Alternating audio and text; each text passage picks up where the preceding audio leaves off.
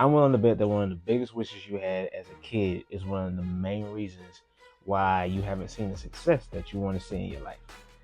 And I know because I had the same wish, and a lot of my other friends had the same wishes too, right? And that wish was to one day be an adult, to be able to do what you want, when you want, how you want, as long as you want. And we were misguided. And there were songs out there, and people said, "Don't you rush to get old." And as our mama used to say, "Take your time, young man." All those things. And once you're able to reframe that, I guarantee you're going to see the success that you want to see in your life. Welcome back to another episode of the Brink of Greatness podcast, a podcast for those wanting to reframe their failures, push towards success, and ultimately more align their identity with their God given purposes. My name is Jonathan Marcus Thomas, and I'm going to be your host today. And this is something that I want to bring before you, not for a long time, but for a good time, in order to help you see things in a different light. Because when we were kids, we saw our parents. And main thing you think about a parent when you're a kid is they always tell me what to do, when to do it, how to do it. And as you're getting older and middle school and into high school, you're like, man, I can't wait till I go off to school. I can't wait till I go off to college. Or maybe you got a job already, coming straight out. Or maybe you're going into the military or whatever avenue that's taking you out the house so that you can do things your way. And that has been a crutch that a lot of us haven't realized has disabled us from the successes that we want in life. I mean, just think about, um, for the most part, what your parents do, what they're there for. Um, they do a lot of things, which we'll get into briefly, but to get you where you need to be on time, right? If you're in a sport or an activity, they make sure you have your equipment, you got your snacks, they got all those things prepared for you. When to wake up, they feed you, Lord willing, to shelter, all those good things, right? And at the end of the day, they're doing the best that they can for the most part. However, when we try to go out and do it by ourselves, a lot of times we're trying to do something completely different. We're not even following close to what they used to do. Just to see, it's like, they say I gotta do this, why I gotta do that? And then when you out there not doing it for a while, you're like, oh, I see where all that discipline came from. I see where all those things came from. Because at the end of the day, no one's coming to help you. No one's coming to save you. It's going to come from within. Because a lot of times we're looking like, man, if somebody, so and so could just do this, if so and so could just do that. And when you're a kid, I mean, you kind of have your parents there to provide for you and to give you those things. And they work to the bone, they do the best they can. But then when we become our own adults, we don't remember the one thing that we used to have that we don't have anymore in a certain sense because they were always there. We don't have a parent. We don't have that parenting influence constantly there outside of ourselves. And I want to submit to you that you being able to parent yourself away from your parents, that is a major key in trying to achieve the level of success that you want to see. So, like I said, your parents are there to help you arrive on time, to be prepared, and to perform at whatever task it is that you need to have. They're making sure you do your homework, they're making sure your assignments are done, X, Y, and Z. And I remember how my mom was with that. She was always on top of me about making sure things were done. And then when I went off, I was like, I'm gonna try it on my own. And it didn't quite work out the way I wanted it to work out. And then once I had that flashpoint moment, especially scholastically, it was like, yo, I gotta parent myself. And I didn't know that's what I was doing, but that's what I did. I was like, okay, let me look at your schedule. Let's look at your schedule, sir. What are you not doing? What do you need to do? Okay, this is when you need to eat breakfast. This is when you need to go to class. This is when you need to go to the library.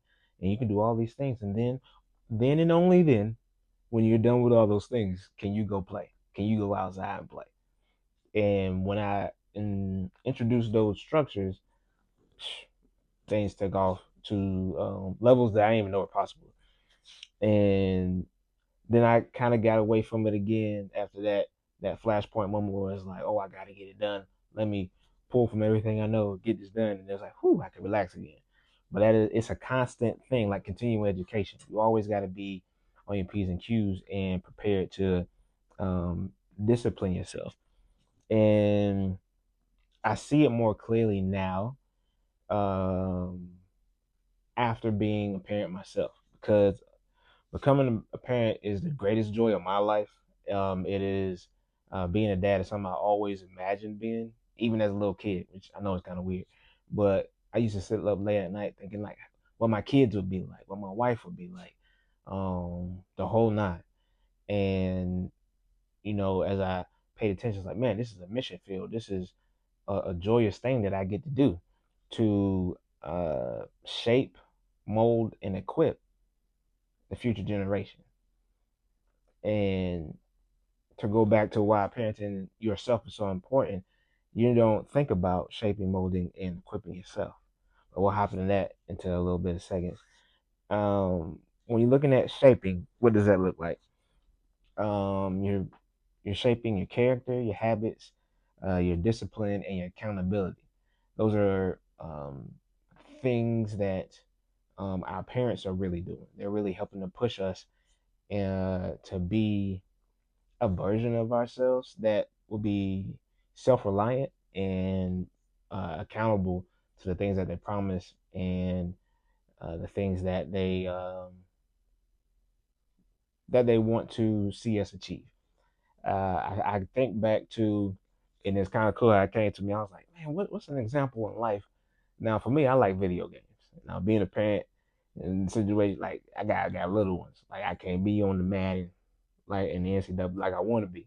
So, but on Madden NFL game, I remember it because it was for a short time, but it was dope. But people still do that in some sense. But the creative player mode, there is a mode on Madden where you can basically build your character.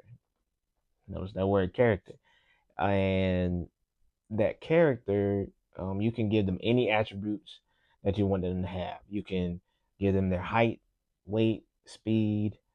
You can increase their skills, their tool sets, like how well they catch, um, break tackles, strength, all those type of things. And me and one of my homies, we were sitting down playing the game, and it was like, yo, we just gonna create a play and we just gonna have a time, and we just save it, and then like we would just play it whenever we were together for a little bit. He created this wide receiver named Lolo, for the Miami Dolphins. Lolo was a freaking beast. I mean, probably was like 6'5", 6'6", 240, run like a deer. So of course he was just throwing the deep routes every day, and couldn't nobody guard him. Not for real. You just had to play super far off of him. And I created a running back, Mukalos D. I never forget Mukalos. That dude was a hitter. I think I don't know, because before they didn't have where you could like create, like give them the long hair and stuff. But I wonder if that version I was able to or not. But dude was stocky. He probably was, you ain't made him too big because he's running back, but he's at least 6'2", 6'3", 235, something like that. Run like run like the wind. And don't talk about trying to tackle him. Boom, bowing everybody over. So, and he has some hands too, but mostly you like line it up. I'm running right at you, dog. And we would run the score up. But when you're building the player in the creative player mode, you're building his character. You're shaping, molding, and equipping them to do to perform a task, right? In short, and that's what parenting is. Like when you have the blessing and opportunity to have a child, there's an overwhelming sense of responsibility that comes over you, and it's like, yo, I gotta do everything I can for this little one. I like whatever they need. I gotta make sure I'm equipped and ready to do all those things because I want to give them everything that they need to succeed. So wherever direction they want to go, I want them to be able to come to me so I can point them in the right directions, whether it be in, like we were talking about, in their character, in their moral standings, and all those type of things, right? I want to get be able to give them everything. And as far as equipping, you're giving them skills to operate in society and to operate in the workforce, whether that be because there's so many different avenues nowadays. Um, how you can make income, a 9 to 5 job, whether you're gonna be like shoot from janitor to the penthouse, wherever you want to go, because what they don't realize at that time is that every piece of that operation is important and is vital. Like like when you really get into what a janitorial staff member does, they make sure everything's copacetic and it's foundational to your environmental wellness. That things are clean, things are put up, things are provided for. Like you don't even think twice about some things, and they've already created a whole system to make sure when you walk in this door, you're ready to go to work. You don't have to worry about nothing. Everything's already provided for you. And if you need something in the meantime, they know where to go to get it. And to operate in excellence in that space, all the way up into the top CEO, owners, all that, the C-suite, as they say, I mean, that is the ecosystem that you want to see. And you won't be able to equip them for whatever arena they get into so that they have the know-how, they have the skills and the tool sets. That is what you want to give as a parent. Now, equally, like I said, we're gonna be before you for not a long time, but for a good time. This is important. You have to do that for yourself, whether you're a parent or not. You have seen one, been around one, and preferably a good one. If not, you find some examples of them. We have the internet, go crazy on it. We talk about the first hand experience and the second hand experience. Be able to glean from where you can, but you have to be that for yourself. I could go deeper than that, but you got to parent yourself. And that's really the long and the short and the skinny of it. Because I know people say God helps those who help themselves. Well, by researching it, that's not in the Bible. Nowhere in the Bible is that a scripture where it says God helps those who help themselves. But what is in the Bible very clearly is that faith without works is dead. So that means you got to put some work in. That means there is effort and intentionality has to be put forward in order for you to reap what you have sown. Right? So you have to be intentional about assessing where you are, whether you won or lost, figuring out how to get from point A to point B. That's the work. And the intentionality, that's the work. And the systems and the maintaining, that's the work. We talk about AIM, AIM. That is the work that has to be done when it comes to parenting yourself and getting to that level of success that you want to get to. Now, also in that, when they talk about, God helps us who helps themselves, a lot of that energy comes from the faith without works is dead. But also in Colossians 3, it says, whatever you do, do as unto the Lord, not unto man, right? Summarizing, of course. Um, so when you get to that place where you finally know what to do, how to do X, Y, and Z, then you have to do it at a level of excellence repeatedly over and over again, as unto the Lord, not unto man, because man is finicky and man is human, right? They're gonna have all these feelings, they're gonna have these preconceived notions, they're gonna get upset, and then you can't let that affect you and how you're parenting yourself with the discipline and the character and the habits in order to build yourself to a place where you are equipped to handle what it is that God has for you. And that's how you stay in the rooms. That's how you go from talent or potential to actually, you know, showing up and achieving what it is that you said you was going to achieve. Because once you get in those rooms, you have to be able to be accountable to yourself. So I leave that with you. Parent yourself. No one is coming. It's you. It always was you. So go forth with that.